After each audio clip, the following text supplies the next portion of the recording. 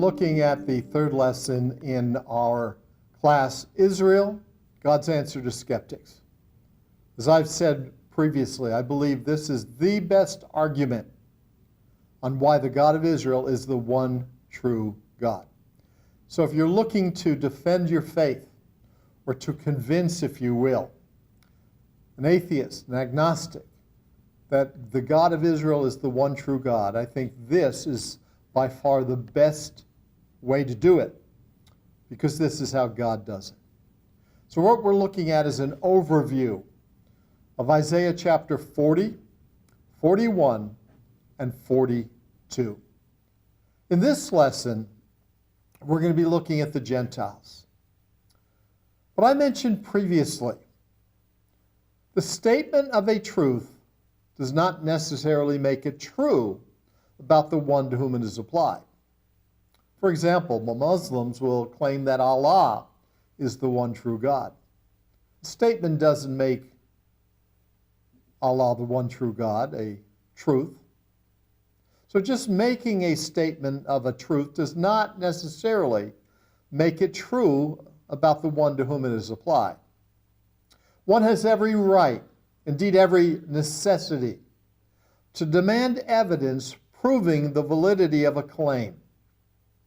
When the issue deals with the question, which God is the true God, which is the most important and fundamental question facing mankind, it is imperative that the evidence be indisputable, even inexplicable, outside of the one true God's intervention.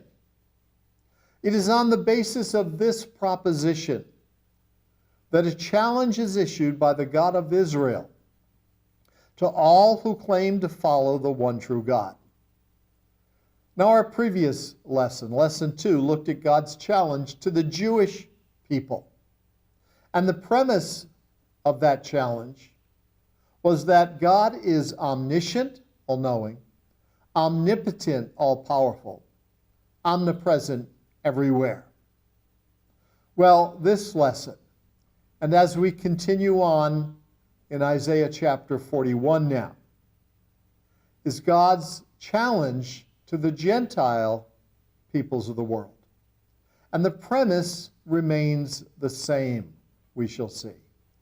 That God is omniscient, omnipotent, omnipresent. Verses 1 through 4, we have the challenge to Gentiles to believe in the God of Israel. Keep silence before me, O islands, and let the people renew their strength. Let them come near, then let them speak. Let us come near together to judgment. Islands would be those lands outside of Israel, inhabited by the Gentile population of the world. See, it is not only Jewish people who have to answer to God one day, but the Gentile peoples of the world as well. So get your strength together. Come near, because you, as well as the Jews, have to answer to the God of Israel. And then there is a question asked in verse 2. Who raised up the righteous man from the east, called him to his foot, gave the nations before him, and made him rule over kings?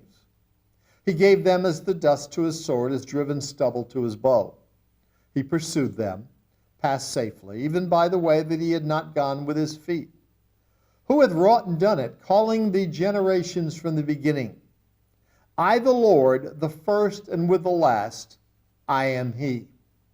So in these first 4 verses, we have a challenge to the Gentiles of the world, ultimately that they need to believe in the God of Israel as well. Now, verse 1, they need to get ready to meet God, as I've already said. Keep silence before me, O islands. Gentiles, you as well as Jewish people, will have to answer to the God of Israel one day. So get ready to meet God. And then in verse 2, we are told that God is omnipotent. Who can compare to God, in other words? Why do we know this? Look what it says. Who raised up the righteous man from the east, called him to his foot, gave the nations before him, made him rule over kings. He gave them, the kings and the nations, as the dust to his sword, as driven stubble to his bow. So powerful, omnipotent is the God of Israel, that the nations of the world are like dust, stubble, in the path of this one coming. God subduing the nations before him, allowing him to conquer them. God is omnipotent. That righteous man from the east that verse mentions is actually named in Isaiah 44:28 through Isaiah 45, verse 2. Cyrus. God raised up Cyrus to accomplish his will. It would be upwards of 200 years before this prophecy would be fulfilled. God would subdue nations to make sure Cyrus came to power in the Mede-Persian Empire, and specifically allowing the Mede-Persians to conquer Babylon. Here's the verse that saith of Cyrus, he is my shepherd, shall perform all my pleasure, even saying to Jerusalem, thou shalt be built into the temple, thy foundation shall be laid. Thus saith the Lord to his anointed, to Cyrus, whose right hand I have holden, to subdue nations before him. I will loose the loins of kings, to open before him the two-leaved gates, and the gate shall not be shut. That's the gates of Babylon. I will go before thee and make the crooked places straight. I will break in pieces the great gates of brass and cut in sunder the bars of iron. What an amazing prophecy. The God of the Bible, the God of Israel, way before Cyrus would come on the scene, before the Persian Mede Empire would come to prominence, God mentions King Cyrus. What an amazing prophecy. So who can compare to God? Verse 2. Nobody. Because he is omniscient. He raised up the righteous man from the east. See, God knew ahead of time that Cyrus would come, actually wrote it down. So God is not only omnipotent, able to subdue nations, and did for Cyrus. He is omniscient, knowing everything, and telling us that this individual, Cyrus, would come, allowing the Jews to go back to the land of Israel and rebuild their temple. The prophecy that Cyrus would come to power and be used of God to accomplish his will speaks of the omniscience of God. God knowing everything. So God gave the name of the king he would raise up to deliver Israel.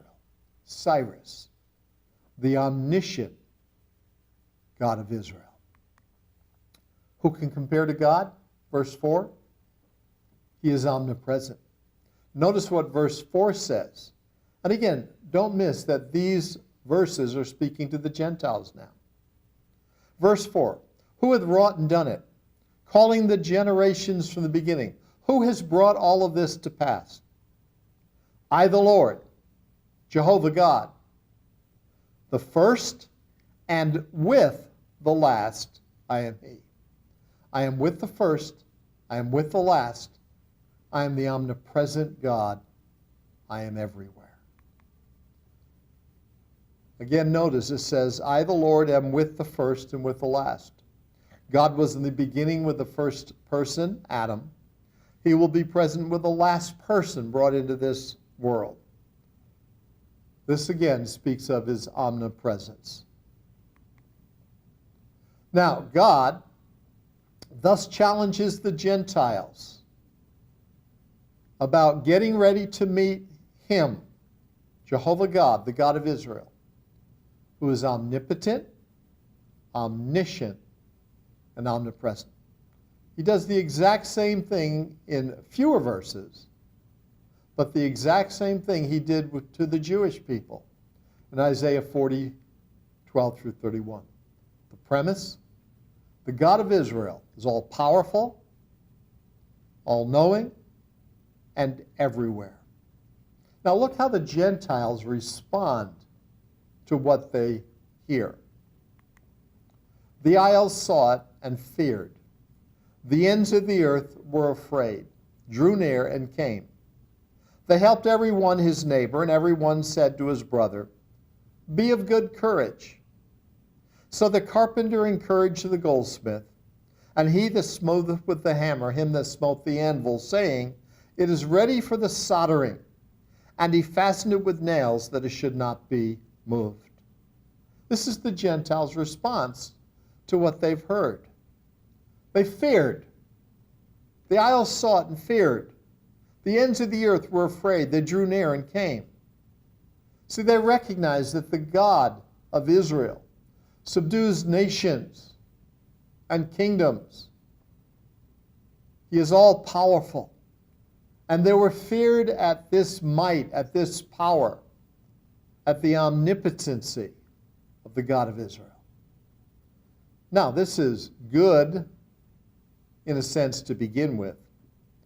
But it goes on and says they encouraged each other. They helped every one his neighbor, and every one said to his brother, "Be of good courage." Now, on first thought, you might say, well, shouldn't we all be good neighbors? Shouldn't we encourage one another, encouraging our neighbors? Well, look how they encouraged their neighbors. They re-established their religious traditions. Verse 7. So the carpenter encouraged the goldsmith, and he that smootheth with the hammer him that smote the anvil, saying, "It is ready for the soldering." And he fastened it with nails, that it should not be moved. See, the Gentiles of the world were very idolatrous. They were following after false gods. Dagon, Baal, Marduk. And so what they encouraged each other about was, let's just get deeper, if you will, into our religion. Make a stronger idol. We'll nail that idol down, that it can't be moved. Now think about that. In the first 4 verses, God presents himself, the God of Israel, as all-powerful, subduing nations, all-knowing, spoke of Cyrus to come, and present everywhere. And so what do these people do? They reject that basic truth and get more religious. Now that is oftentimes the response of people that you will meet, that I meet, being they Jewish or Gentile, when they're confronted with the truth of the God of Israel, the God of the Bible. They'll retreat back into their religion. But that's not the answer. This was actually very destructive in where they were heading. So what happens in this passage is the God of Israel does the same thing with Gentiles that he did in Isaiah 40, 12 through 31 with Jewish people. He presents himself as the omniscient, all-knowing, omnipotent, all-powerful, omnipresent, all-present, God of the universe. The challenge is to all to believe in the God of Israel and not the impotent, false gods of the world. So understand where we are. The challenge is to first Jewish people, Isaiah 40, 12 through 31, and then to the Gentiles of the world, Isaiah 41, 1 through 7, who are following after other gods, other religions, not following the God of Israel and what he says, and challenging them to put their trust in the omnipotent, omniscient, omnipresent God of the universe. Jew and Gentile. Now, our next lesson, we will see specifically God's apologetic, God's reason that he is the one true God and that you should follow him, whether you be Jewish or Gentile. So until next time, our next lesson, shalom.